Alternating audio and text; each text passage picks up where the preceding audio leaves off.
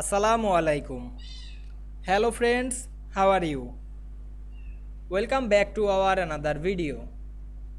In this video, I am going to show you how to change paper size from certain page in Microsoft Word. Let's get started. At first we have to open a Word document. Then we want to change the paper size from certain page. Click a page.